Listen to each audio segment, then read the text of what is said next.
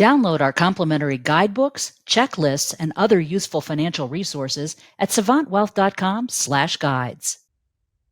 Hi, everyone. Welcome to today's webinar, Gearing Up for Gearing Up for a Successful Retirement.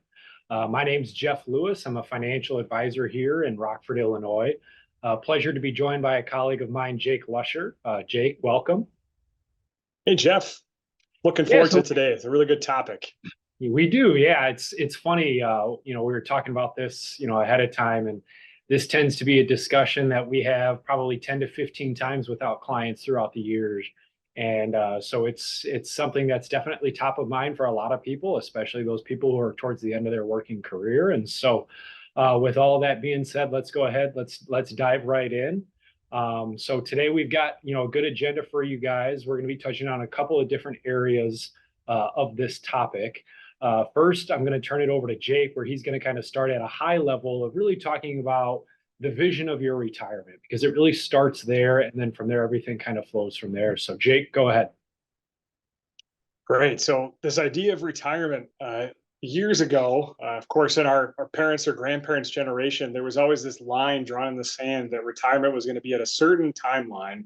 Perhaps it was 60 or 65 years old, but it was this time where you put in your 8 to 5, maybe perhaps you went to the factory or you had a job where you're very regimented, and maybe you saved for your future. Perhaps you had Social Security as part of that plan as well.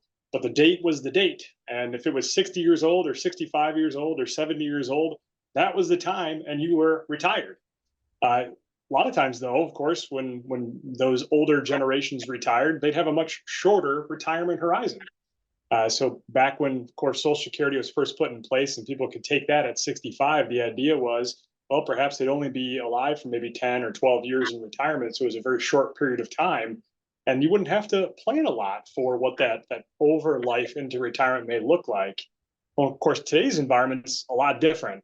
Not only has the definition of retirement changed, but also has the importance and priority on something like financial independence, where you may not ultimately retire from work, but you are at least retiring mentally, becoming financially independent. Maybe you can, sustain yourself based on your own merit and what you have done yourself with financial capacity and savings. But then ultimately, what's going to happen for the next 20, 25, 30, or even 35 years into a retirement timeline where you're not traditionally working as a requirement? There's a lot that goes into that process. So while it's maybe not as comfortable, a lot of times when we think about someone's retirement horizon, it comes back to what is going to be that next step? What will the vision of your future look like? And I often think about Alice in Wonderland. If you remember the tale, Alice comes to a fork in the road, and the Cheshire Cat is there, and she asks the Cheshire Cat, well, which road should I go down? And the Cheshire Cat basically responds that, well, if you don't really have a path, any road will do. Of course, Alice was a bit more lost in that dream world. And obviously, the goal of a financial advisor is to help make sure that you're selecting the right path. But it all comes back to this idea of creating your vision. So when we think about it, we kind of look at it in this framework. And the entire, obviously, outcome is the ideal future. And everyone's definition of an ideal future is going to be different. And there's a lot of areas within that planning process that can get talked about.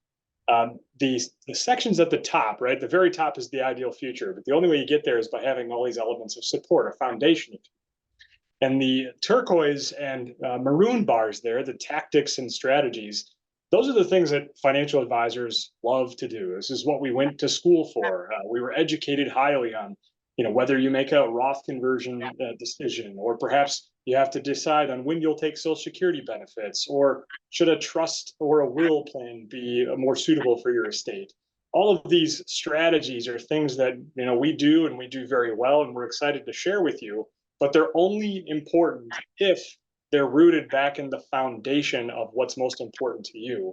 For us, kind of dimensions of well-being and a value system. So before we move forward, just laying the groundwork, right? Whenever you build a house, obviously you have to source the materials, you have to get the right labor, you have to ultimately build the house. But to do that at the very beginning, you have to have the blueprint.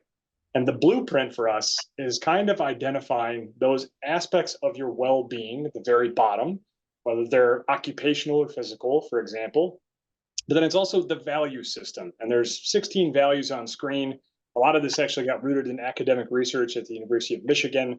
But it's this idea that everyone has a value system, almost like lighthouses on the ocean. And if you're in a boat, multiple harbors you're trying to navigate, you always come back to those lighthouses, the value system that will ultimately drive the plan. Because without those things, we can never set truly personalized goals, and we can never align the right strategies or tactics to help you achieve your ideal future.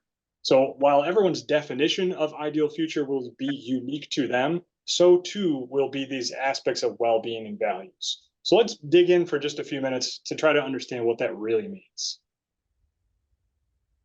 So when we think about dimensions of financial well-being, there's kind of a lot to this, and we often go through a survey-type process to help identify, how someone feels about one of these areas and whether they're making progress. So aspects like emotional well-being. Well, we don't necessarily mean that perhaps you have a strong mental health, but we more mean, are you spending time with your loved ones? Right? Is that important to you to do that? Perhaps it's not critical for your future. But if it's an important part of the plan, well, that should be built into your financial plan and ultimately the vision that you have for your future. Physical health, of course, very important. Maintaining top physical health. So someone's idea of what might be making progress in that area would also be important for the vision of their retirement, because if they ultimately maintain lots of physical health, well, chances are they'll have a longer retirement horizon. And then there's, of course, the social aspects. When people retire, they tend to lose a lot of their social network. So making sure we're considering kind of the social network as part of someone's ultimate financial plan is also important. And then built from there is then these values that I articulated before. So for example, when we think about value setting and goal setting, and how this all relates, this is kind of what we mean. So say, for example, someone said, one of the values that was really important to me is to support and protect those that I love. Well, that could mean a lot of different things to a lot of different people. So the goal of an advisor is to try to help you understand what it means to you and why that might be have chosen of the 16 different values that were articulated.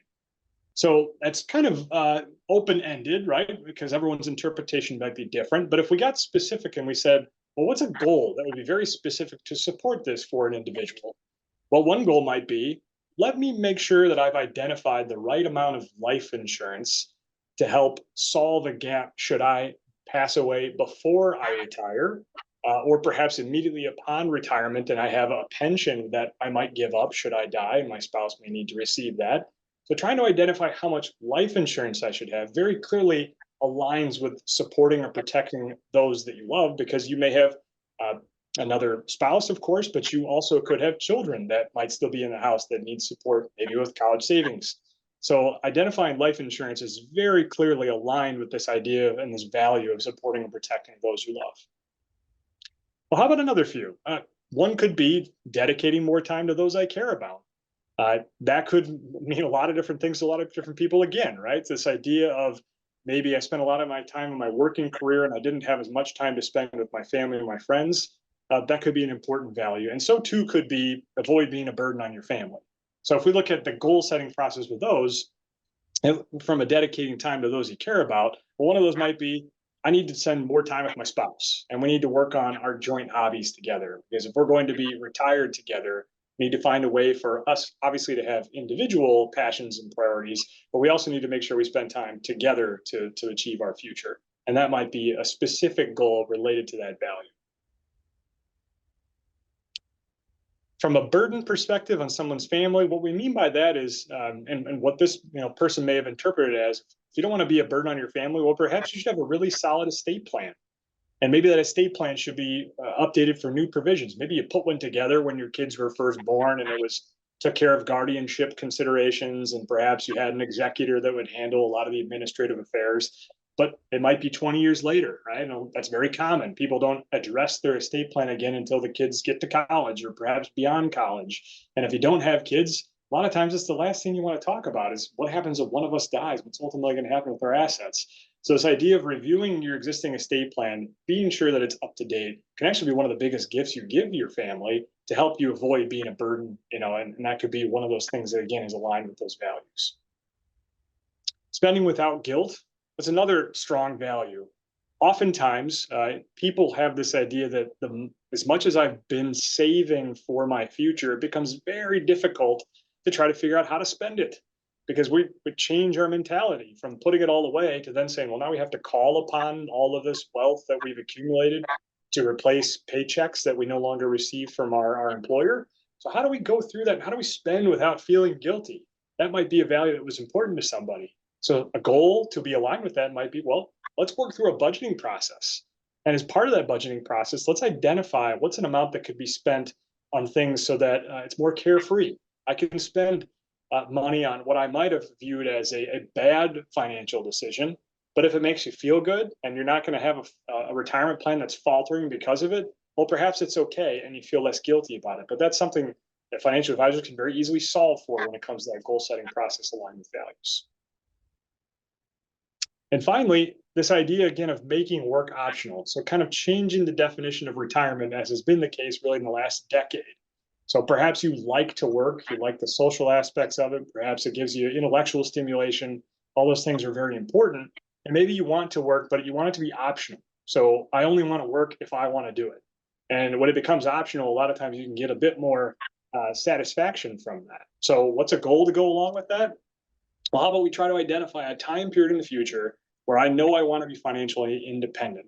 So I know that I don't have to save another nickel towards my long-term retirement if I have put things in place so that I can retire mentally in 2025, but maybe still continue working for some of those other more valuable benefits that we've talked about here just already.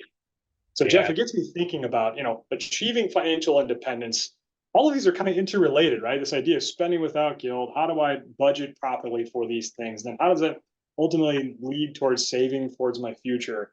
So all these expenses kind of come to mind as part of this process. So what's your take on this? Yeah, I mean, so as far as, well, let's back up a second, because there's a good point that you brought up as part of the goals and the values that were supported by those. I think the main shift, I would say, in people's mindsets as they get ready to retire now, and what I'm hearing from, clients and individuals is, really making work optional, having the flexibility to maybe stay on part-time, where I keep a lot of the relationships that I built over the years, work relationships, friendships that I've had, but really not necessarily being as tied to it, maybe 8 to 5, 40 hours a week, that type of stuff. And so I think that's a big shift that we've seen, particularly in the last 5 to 10 years, based on the experience and conversations I've had with individuals. But in terms of, laying the foundation, creating the vision, that's obviously the foundation of what you do. But then kind of the next step is kind of really trying to solve a lot of the variables that come with that. And so when I think about it, fixed and variable spending, there's a lot of things that we have to spend money on, and then there's a lot of things that we want to spend money on. And so when I think about fixed spending, that's kind of what we need. That could be a mortgage payment, that could be a car payment, that could be ongoing maintenance related to living in a home. The discretionary spending or the variable spending is kind of what we can control, but we also, at the same time, that's normally where we like to spend money. That's kind of the travel, the celebrations, the anniversary celebrations. Like, those are the big ones where it's like, that's really what I've been saving for my whole life. And I want to make sure I have the ability to do these things. But the number one thing that people come back to is always like, well, I also want to make sure I don't run out of money. That's always a common question or a common concern when going through the process of putting together a financial plan for someone, is how do I maximize my lifestyle today without sacrificing, future benefit long-term, either for myself, for my spouse, or for kids, or for family, whoever it may be most important to them. And so I think categorizing these into needs, wants, and wishes, and having a good foundation of like, listen, we're really trying to solve for the needs first. And then ideally, we're going to solve for the wants next. And then obviously wishes, if we can make those wishes come to fruition, well, then great. That's a really great plan. Some people have to, obviously make adjustments or changes based on lifestyle or kind of where they're at or where they want to be. And that's okay, but that's all part of the process at the end of the day. So when I think about kind of pre and post retirement spending, we get this question a lot is like, how much should I expect to spend once I am retired? Obviously I know what I'm spending today. My retirement, once I'm retired, my expenses will probably go down a little bit. I think that's probably the biggest misnomer about retiring is that your expenses go down. Unfortunately, we just don't really see that a whole lot. Generally speaking, people have more time at that point, or at least time to choose what they want to be doing. And that usually leads to more hobby-like activities, whether that be golfing for some, traveling for others, traveling to see family and spending time with them. Like there's a lot that goes into where you're spending your money now that you're retired. And so I would just be, hesitant or cautious to think that, oh, well, once I retire, my spending is going to be cut in half because I'm not going to be driving to work or I'm not going to be going out to eat for lunch anymore. I'll be more likely to eat at home or whatever the reason may be. It's actually probably going to be pretty similar, if not maybe even a little bit more in those early years of retirement. And so just keep that in mind. Obviously, if you have a mortgage, that plays a role as well because you've got some fixed expenses there on the mortgage that you have to account for no matter what. So just keep that in mind as you kind of go through that process. Jake, is there anything that you would add to that maybe I didn't cover or touch on in depth? I do think there's this idea within retirement savings. A lot of the academics around this always build in cost of living adjustments. So always thinking about, oh, I'm going to give myself a raise of 3% a year or 4% a year on what I'm spending. And from a actual what's happening in the life of a financial advisor that works with clients, most often people stick to a budget. So say, for example, someone says, I need to spend 7,000 a month. I have Social Security, but 7,000 a month is kind of what I need for my investment portfolio to make, all of my budget factors work here. There could be one-time expenses that come up, of course, but in terms of having one-time monthly distributions, for example, that go to solve for some of these expenses, and we build in cost of living adjustment, it's actually just another way of being conservative. Costs do go up over time, but people tend to get used to a budget, which is kind of interesting and something I didn't expect getting into the industry 17 years ago. It's very interesting to know what's really happening versus what the books would ultimately say. So, the next part of this, what we want to talk about is obviously you've got expenses in retirement. You're doing a lot of different things. How do I pay for some of these expenses or how do I create that paycheck for myself once I am retired, knowing that, for some people, maybe they just have an IRA, Social Security. Some people may have a Roth account. Others may have just standard brokerage accounts. So how does this all work in terms of the different buckets you have in terms of how they're taxed? And so when I think about it, there's generally three categories, right? So there's tax deferred.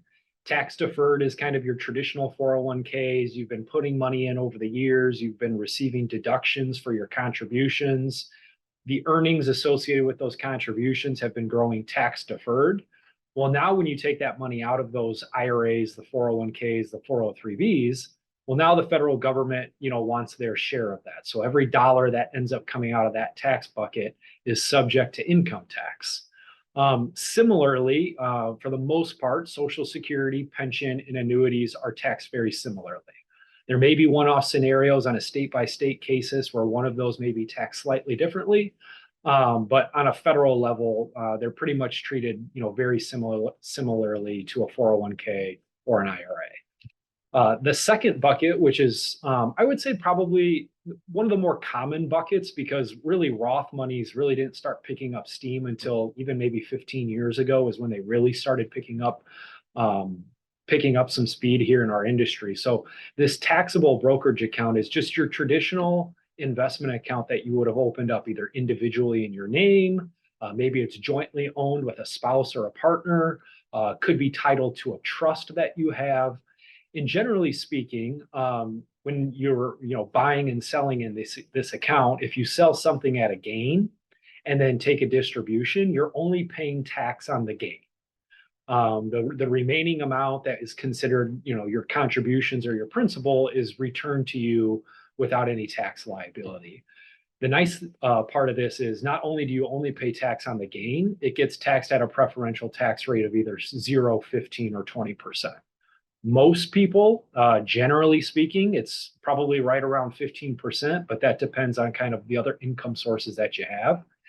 And then finally, as I kind of alluded to a little bit earlier, either a health savings account or a Roth IRA. And so these accounts are generally tax-free when they're used. There's certain stipulations that have to be met in order for it to be considered a tax-free distribution on your health savings account. Primarily, it has to be used for health-related expenses. But on the Roth IRA and the Roth 401k piece, once you reach age 59 and a half, at that point, you can access those funds penalty-free in most circumstances. And so these are kind of the three buckets of money that we look at in terms of trying to create yourself a paycheck. And how you really identify how much should come from each one, I think is really the art to creating your paycheck. It's not a specific science for everyone because not everybody has $1 million in an IRA, $1 million in a taxable account, and $1 million in a Roth account. So you really want to make sure that you're preserving the buckets, not only for you later in life, where it may be advantageous for an heir or a child to inherit a Roth bucket, but also prioritizing yourself today as well. So I kind of talked about the tax consequences of them in terms of what some of the distribution rules from most limited, I guess, to least limited in terms of accessing the money. Your pre-tax 401ks, your pre-tax IRAs are gonna, and your pre-tax Roth, or sorry, your Roth accounts as well. Those are gonna have a little bit more rules that you have to meet. You have to meet certain ages. You have to meet certain requirements to access those funds, whether it's first-time home purchases, emergency medical bills that may have come up. There's unique circumstances that can be met to access monies in your pre-tax IRAs and your Roth IRAs. But generally speaking, it's best to leave those accounts untapped until you can get to age 59 and a half, if so. And then lastly is the third bucket, the taxable bucket. That's your brokerage account, the trust account, the individual joint account that you own. That can be accessed really penalty-free at any point, regardless of your age. Again, you just only end up paying income tax if you were to sell a position at a gain. You're subject to paying a tax liability on that gain. So wanted to kind of shift strategies here, kind of gave you the background knowledge on some of this. Now I want to more focus on the strategies that come with having different buckets. I think I shouldn't say the most, one of the more common strategies we see now with people trying to retire earlier, but also knowing that from a healthcare insurance perspective, it is very, very expensive to go on private health insurance prior to age 65 for Medicare. How can I qualify for low-cost subsidies through the Affordable Care Act, where maybe I can potentially lessen my outlay for premiums, but still have health insurance and still be able to do all the things that I want to be in my retirement? And so having different buckets is incredibly important because, for example, if all of your money is either in an IRA or you have Social Security or pension, well, in terms of how that flows through to your tax return, that's all reportable income in terms of qualifying for tax credits through the health insurance exchange. And so having different buckets of money allows you to have a little bit more flexibility, allows you to control your income a little bit better to help you qualify for potential subsidies prior to getting to age 65 and a half. Obviously, probably a lot of you on this call have either read or heard from colleagues about Roth conversions. Roth conversions basically taking some monies in your pre-tax IRA, volunteering to pay the tax today and converting that money to Roth. Can be a really great, powerful strategy for people who are legacy motivated. The most common, I guess, misconception I hear about Roth conversions is there's so much published out on the internet just on why Roth conversions are such a great tool, but they're not for everyone. And I think sometimes that gets lost in kind of the basic Google search of like, should I be converting money to Roth? It really does depend on your situation. It depends on your tax bracket. It depends on your future tax bracket. And so some of those things I think are just important to consider before you full blown go down the path of converting tons of money to a Roth IRA just because, you read an article online or you heard from a friend at work saying like, hey, you should consider doing this. Like there's a little bit more thought that I think, personally just needs to go into that. And then obviously the timing around Social Security. This is a common question for a lot of different reasons, but having different buckets of money obviously plays into the factor of when should I be filing? If I file, how much of my Social Security benefit is going to be taxable? So those are important, considerations and strategies to be thinking about. Jake, is there anything you would add to that? No, I know I always come back to values, right? So I think about a lot of these things. A call is important and relevant only to the point that it's aligned with what's most important to you. So this idea of Roth conversions might make great tax sense in some ways, maybe not in other ways. But is it important for you perhaps to leave a legacy to heirs, right? And if you have a Roth bucket, well, it could be a really great bucket to inherit. So some of these things, are aligned in that same direction. But I know we're going to dig into each one of these topics a little bit further to really kind of put some more meat on the bone, so to speak. Yeah. So I guess first, kind of starting with the, trying to qualify for Affordable Care Act, what's the distribution priority in terms of where should I pull money first to try to, qualify for some of these? Well, obviously, the tax subsidies are based on what your income is in any given year. So if you can, artificially keep your income, lower by, maybe spending down cash assets you have in the bank, maybe pulling money from an HSA, maybe the taxable bucket. Those are good buckets to pull from first, just because from a tax perspective, they're a little bit more tax efficient to pull from. Whereas, maybe if you take, $100,000 from an IRA, well, obviously that's $100,000 of income. So there's just, it doesn't provide the flexibility that maybe some of these other buckets of money do from that perspective. As far as Roth conversions, I think, for the most part, I covered this in pretty good depth on one of the slides earlier. But for, volunteering to pay tax today for the benefit of tax-free growth in the future is kind of the whole idea behind it. Right now, being in kind of the low tax rate environment that we're in, for those who are not familiar, the tax rates that we currently are experiencing are set to expire at the end of next year. So beginning in 2026, the old tax code will revert, or the tax code we know today will revert back to the old tax code going back to 2016, prior to the Tax Cuts and Jobs Act. For most people, that will mean higher tax rates, and the brackets will be slightly more compressed. So on average, most individuals or married couples will experience a higher tax rate environment going forward. So what a lot of people are considering today is, well, maybe I have the opportunity to convert at a lower rate today if rates are going to be going up in the future. And sure, that might be the case. But I think it's more than just a year-to-year basis. It really is over the course of your lifetime. So if you look at it over a 10, 15, 20-year retirement time horizon, then does it make sense to really be converting monies to Roth? Because I think that also gets lost in the nomenclature there. As far as Social Security goes, at least the way the rules are written today, you can file as early as 62. There's some exceptions to that, but 62 for the most part, and then as late as age 70. So that's kind of the time frame you're working with, 62 to 70. If you're looking to file claims based on your own benefit record. And I think this is, it's most people's full retirement age now is getting to the point where it's been kind of scaled back to age 67. For a lot of people, initially, the full benefit was age 65, which coincided with Medicare. But given people are living longer, longevity is now more of a higher risk than ever. There's been changes at the federal level, just from a regulation and laws perspective, that have pushed back the full retirement age to 67 for people who are born after 1960. So, Jake, I know you've got really some unique thoughts on Social Security and whether, claiming early is better or deferring. Do you kind of just want to give some insight into, your thought process on that and how you kind of generally advise, not really advise, but just generally kind of, point people in certain directions on that? Yes, so Social Security is unique, and it was really, I think, even more unique back in 2015 and before. There was a budget act that was passed toward the end of that year that I think eliminated a lot of the loopholes. There were loopholes where you could start claiming, stop your benefit, increase your benefit later, and then claim again.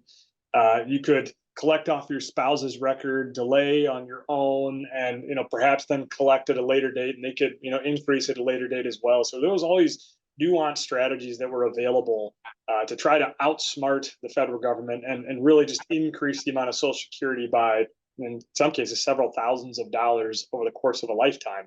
Well, a lot of those loopholes have been eliminated now. So oftentimes people think they can outsmart this process, and unfortunately, so much goes into it that for people that have done well enough to accumulate in their asset pool over a period of time, the choice of when to take Social Security really becomes more of a choice as opposed to a requirement. It's not the case for everybody. Some cases, Social Security is going to be a very large portion of a person's overall retirement income, and that's certainly okay. At the end of the day, the government didn't expect it to be a full replacement of all of your income. Now it's probably less than a third, if not a quarter, of someone's total retirement income over their lifetime. So this idea of taking it early versus later, the chart, I think, does a great job identifying the difference between taking it at your full retirement age, which in this case is 66, versus taking it as early as 62 or as late as age 70.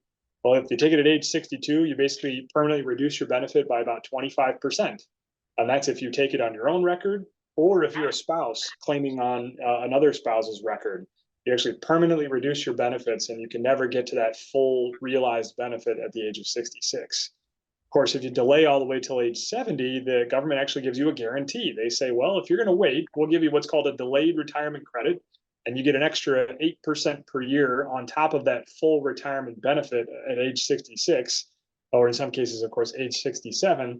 And every year you defer, you get that extra 8% per year on the original benefit. So it ends up being a full 32% increase. So you have this really wide band of available Social Security benefits that can be taken. And the question of when you take it, I think in some cases relates back to your cash flow needs. Sometimes it relates back to the market's overall performance. So what I mean by that is the market's really struggling, and you've taken a large percentage out of your portfolio for income every year. Let's say you're taking, 50 or 60,000 or even more out of a portfolio of $800,000. Well, that's a really high, what we call a withdrawal rate. And if your $800,000 investment portfolio is now down to $600,000 because the markets have given some back, well, now your percentage withdrawal increases even more. And so the likelihood of you recovering from a down market becomes more difficult.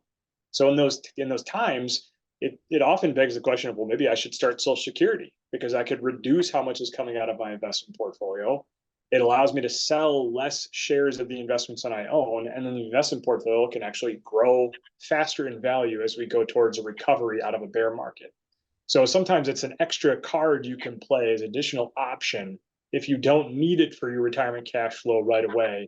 And that ends up being a little bit more unique. But again, this is so personalized that there's no one size fits all decision on Social Security. Other than, perhaps years ago, the old adage was, well, take it as soon as you can get it because Social Security Administration is going to go broke. There's, of course, a lot of argument on both sides of that question. I think most advisors would likely suggest that the Social Security Administration is not going to go broke. The government will figure out additional ways to provide additional tax revenue for that source so that it remains a benefit. But yeah, those are some thoughts I had, Jeff, just from a unique perspective that I thought I'd share. Anything else you'd add on this front?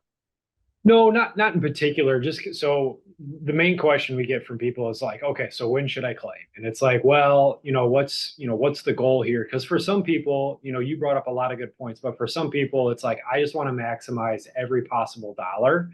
And while that is really good on the surface, unfortunately, the decision around Social Security does, in fact, sometimes come down to how long you think you're going to live. Because if your lifespan ends up being shorter than you anticipate, well, then the old adage goes, well, you should have claimed earlier. But if you live really, really long, you're living past your, into your deep 90s or maybe even past 100, well, then you benefit because you're getting a higher benefit for over a longer period of time. And so, there's kind of that question of maximization versus break even, where does it fall?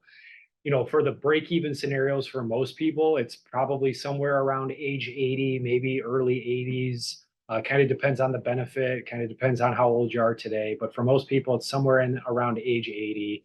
And then from them, it kind of comes down to your comfort level with risk too, right? Because like at the end of the day, Social Security in a way is a big fixed income bond that's paying you interest for your life once you start filing for it. And so people who are a little bit more risk loving are okay not filing right away and kind of letting it ride.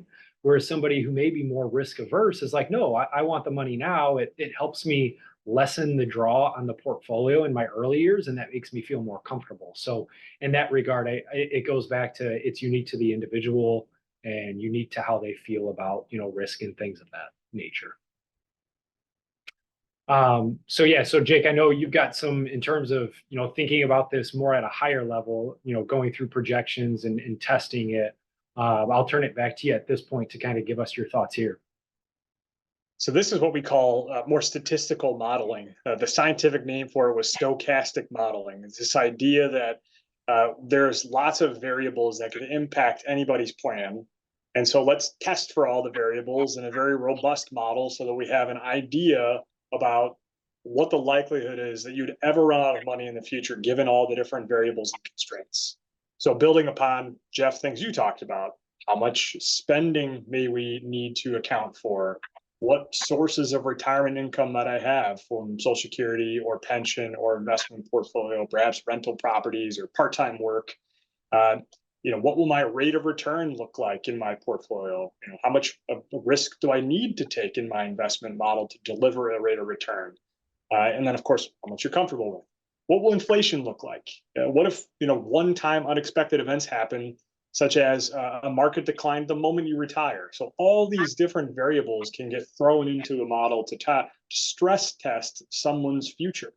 So this idea of statistical modeling usually uses, in some cases, thousands of different varying scenarios, almost like we're plotting your retirement 1,000 different ways to try to identify what's going to be the most successful retirements relative to those that won't. So when we think about that process and this idea of a projection, we realize that it is just a projection. We use the term, is it going to be directionally correct? Because it won't be exact. And the moment the projection's done, the day you complete that projection, something's going to change, right? Maybe your health changes, maybe a financial situation changes, perhaps a family member gets sick or injured. So these different things can affect your plan. So we never use the plan and say, this is the plan, it's never to be reviewed again, it's always going to be ironclad. That's not the case. Projections are meant to be run very often and meant to be reviewed regularly when circumstances change or when perhaps we need to reevaluate things like an investment portfolio decision or how much someone might be spending. But I think the most important element of this slide, and we really focus on, is in the blue box, and it's that word realistic. So when you think about realistic, I think oftentimes people will tend to underestimate what they might spend. So Jeff, to your point before, I don't have kids in the house perhaps, or I'm not going to be driving to work that often, or I don't have to buy nicer clothes to go to my job, so I'm going to spend less money. Well, that might be reasonable over a longer period of time, but in the very short term, most times people when they retire tend to spend a lot more because they're trying to maximize those years where they know they have a little bit more health on their side and perhaps youth on their side. So a realistic spending assumption would be spending at least as much as they were spending before, perhaps a little bit more. So this idea of realistic for us comes down to being very conservative. So conservative in terms of how much you're spending. So we want to assume a large amount. Conservative in terms of what your rate of return might be. So we don't want to assume a pie in the sky return that you may never achieve. You need to be conservative with that exercise to make sure that your plan is working hard to create cash flow. So all those aspects of being realistic in the financial plan, as opposed to being what we think might be more ideal, is where we start. And again, stressing that plan for all the contingencies that can happen, and then adjusting and being okay with adjusting. I often think about retirement planning like a working career. Every year you don't get a raise. Some years your income goes down. Some years you lose your job and you have to find different employment. Sometimes you have to patch employment together with multiple jobs. You have to be comfortable with adjusting during your working career. You have to be okay with adjusting in your retired career as well. And that element adjustment, I often think about, I heard a pilot one time talk about this idea of a flight plan and getting to their destination. Every time they take off, the pilot has a flight plan on their iPad and it tells them, okay, this is the elevation we're going to climb to. This is the speed at which we're going to fly. This is how we're going to adjust our flaps when we take off and when we land. And all those different things are in the initial flight plan. And the pilot had once said, and it was at a seminar, they said, well, 99% of the time when you get up in the air, the plan gets thrown out and it changes immediately because something changed. Maybe it was weather, maybe it was flight path of other aircraft, but 99% of the time. Well, the same could be said with retirement planning. 99% of the time, it may be different than what you initially planned. And that's why you have to be a little bit more flexible and be willing to adjust as necessary. So some questions we get throughout this process aren't just confined to these four. We often get a lot of questions, but these are some examples because, as you can imagine, although we are all human, we all also share a lot of similar DNA, and as a result of that, we tend to act a lot alike. So there's questions like, can I retire early? Am I going to be able to maintain my current lifestyle? But what if I want to make some changes to my house? Or perhaps I want to travel extensively because I've been working so much and I haven't been able to travel. So these types of questions are things that we get that we can plan for and get put into that model.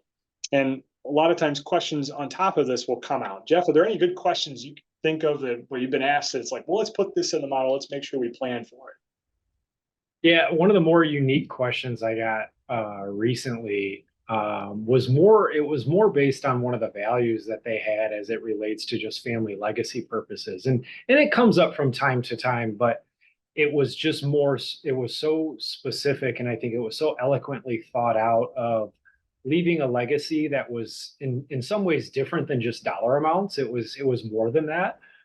So it doesn't even necessarily have to be about you and getting through your retirement. It can be, later on in life as well.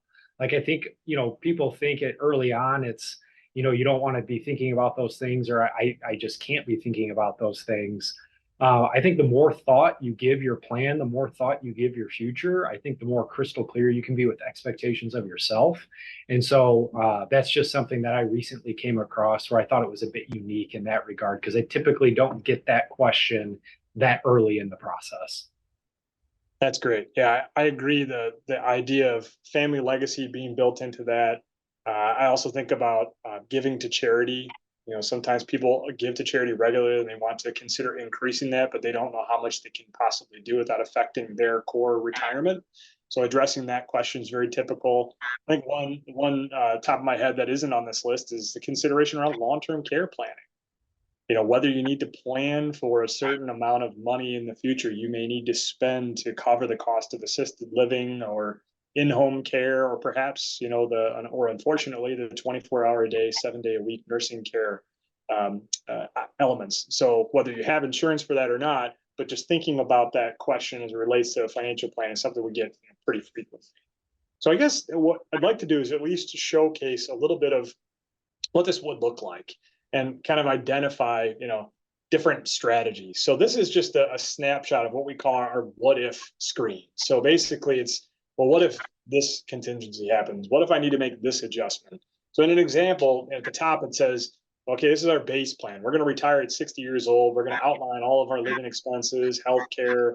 We built in some long-term care considerations. We built in travel. We built in perhaps a new home. So we built in all these different things we want to accomplish. And the meter at the bottom is the most relevant factor of all the things that are on the screen. And that shows purple, and it shows green, and it shows blue. The green is what we call our confidence zone. So green is somewhere between 75 and 85%. And what that really means is when you look at 1,000 different simulations of your future, it means that 750 to 850 of those simulations show you having at least $1 left at the end of your life. Now you may laugh and say, well, that doesn't leave a lot of room for error. Goal for us is not to run out. So if you have at least $1 left at the end of your life, guess what? You didn't run out. And having 75 to 85% confidence might sound like it allows for some failure, but just like I've just talked about the idea that you need to be comfortable making adjustments in your retirement because it's not going to be exactly what you think when you put it in place. This is a computer, and this computer assumes it is going to be exactly what you do the moment you put it in place and you never make any changes. And that's just not the case. People make changes to their plan all the time. And so we have to allow for some little room for error because we know that the computer probably is being way too conservative in some regards. And we know that as humans, we will make adjustments. If we go through a significant decline in markets, we would talk to you about, well, how to make adjustments and reduce your spending, right? In the same regard, if you're in that blue zone where you're above our confidence zone, if we would feel comfortable and kind of giving a green light on retirement, well, for us, sometimes that means you're not living enough. Maybe you need to spend more aggressively. Perhaps you need to consider, maybe a larger house in this consideration, or traveling a little bit more. So all these different elements are built into the plan, but just know there is no 100%. If there are any engineers that are listening, engineers always want it to be 100%, completely 100% foolproof. It's not going to happen because we have to rely upon capital markets, and those are things that we cannot predict. So in the one scenario, it says 95%. Well, maybe in the next scenario, it's what if I retire at 57? So if I dial back retirement by 3 years, does that change my confidence level? And you can see in this case, it does not. You go down a few percentage points in terms of the probability of ever running out of money, but it's still a really strong plan when it comes to our comfort level. So what if you decide to retire at 60 again, but now you consider maybe a larger second home? Well, then you can see that does bring the dial back quite a bit from that first simulation, but it doesn't change it so much where, again, we're losing confidence that you're going to have enough money throughout your entire lifetime. It just means maybe we need to be more careful with distributions from time to time. And lastly, what if this idea of retiring at 57 is really important, and the idea of getting a larger vacation home is really important, but you're also okay decreasing spending in some other areas of your life? So maybe it's the best of all these worlds. So how can you make all these different things work within the various contingencies we're planning for, while still maintaining a high confidence level you wouldn't run out of money? That's what this process is really intended to accomplish. So again, run it early because you want to plan for your future, whatever that means, whether it's retirement and it is that line drawn in the sand, or if it's financial independence, or if it's planning while you're in retirement and you're looking to make changes or consider a financial situation. That's what this process is really used for.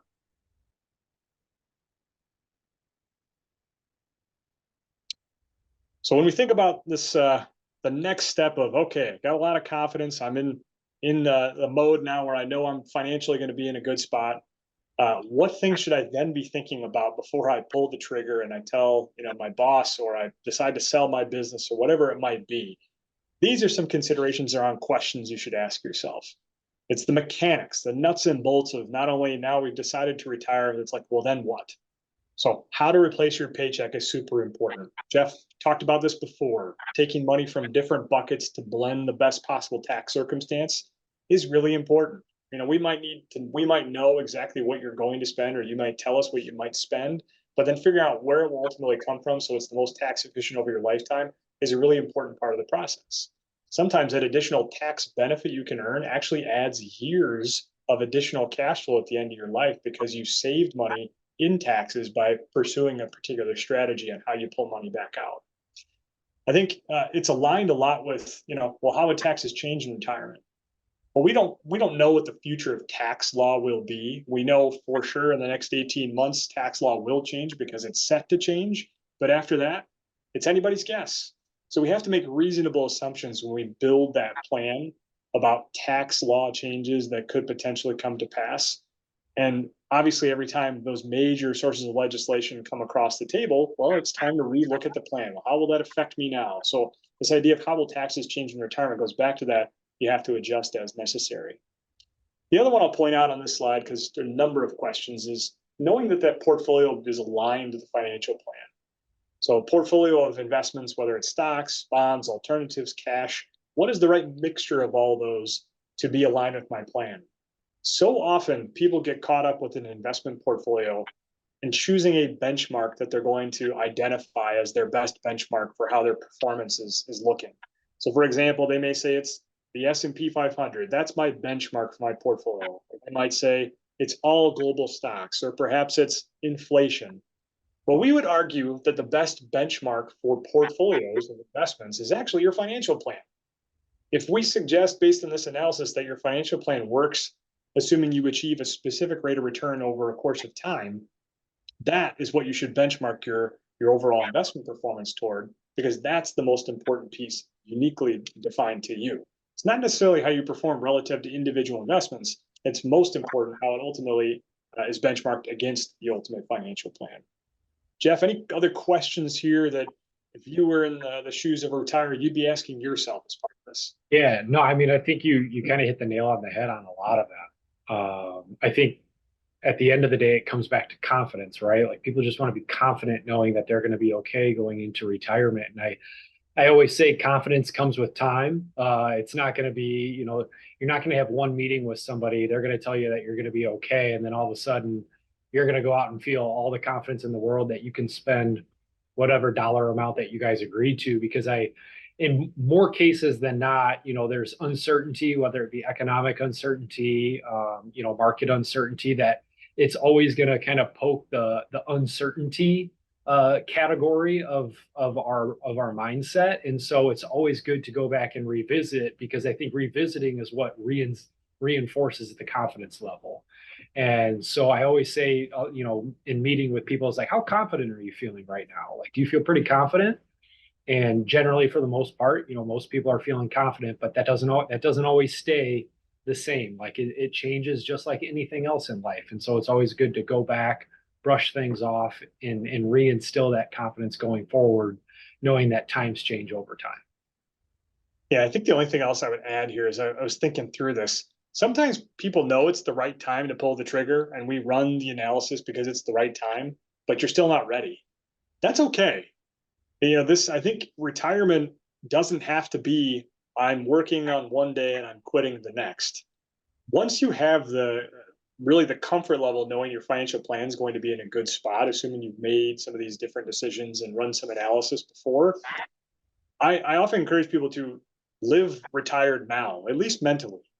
So start building in different things you're going to do once you do stop working. So if you have hobbies that you've put off for a long time, re-engage those hobbies.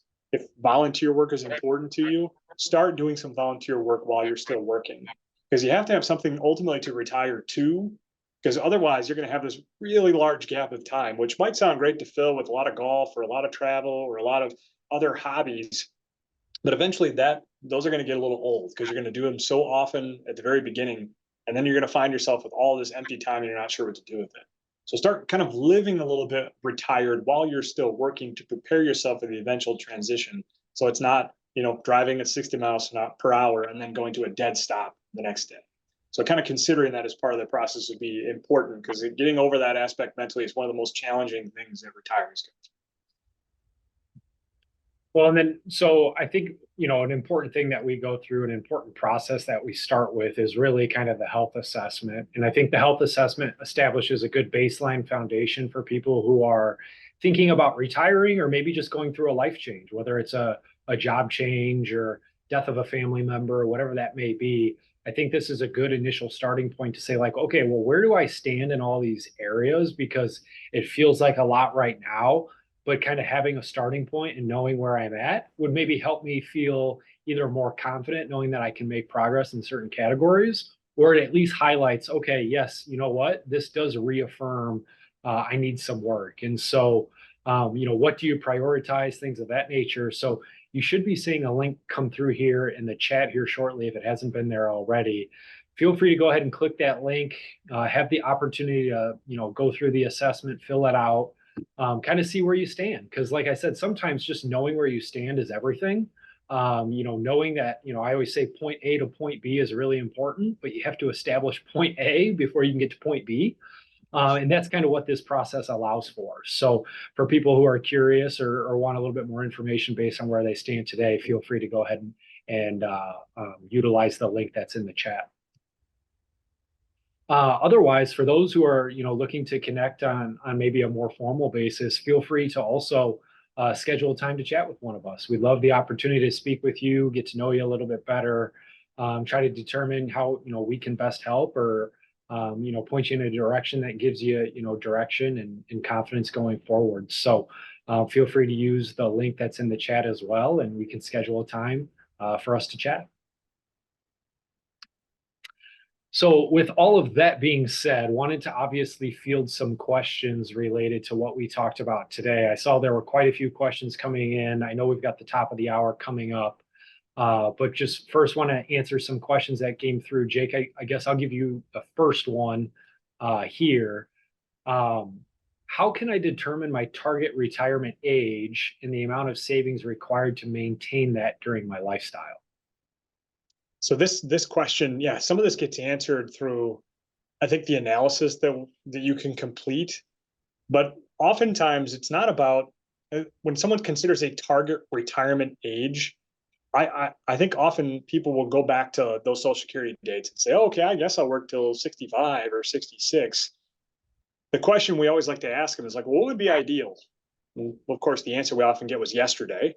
But if it's somewhere between yesterday and whatever Social Security defines as the actual retirement date for their purposes is concerned, trying to really think through what an ideal retirement age would be, I think is the first place to start, because that is an aspect where if you're planning, you want to plan with, okay, let's start with ideal, which may be a really aggressive assumption. It might be an assumption where I think this is really hard to achieve, but at least it gives you a semblance of, all right, well, at the very earliest, it could be this, assuming I'm fully done working. But that target retirement date also might be, again, relative to financial independence. Maybe you keep working, maybe you maintain a little bit of health insurance benefit, but maybe you're only working because you want to. So I think that target retirement age isn't so much, what the specific date will be, as it is a really personalized effort to figure out what's most ideal for you. And that really goes back to all those values and well-being discussions that we'd have at the very beginning, establishing that kind of blueprint for the future. This question was actually asked by multiple people, so I want to make sure we hit on it at least again, because I think we alluded to some of it in the presentation. But what are some of the biggest pitfalls and mistakes you see when people are planning for retirement? I think for me, it's two things. It's one, underestimating what you're spending. That's kind of the financial component of it. That's more the financial side that I see is maybe underestimated or a pitfall. People thinking that they're going to be spending less. I argue those first 5 to 8 years of retirement are your go-go years. So that's when you're out doing a lot of things, you're doing a lot of travel, you're doing the things that you couldn't always be doing while you were working. A lot of that requires, spending money. And so just be conscious of that. The second part of it is, and Jake, this was something you alluded to, is retiring to something.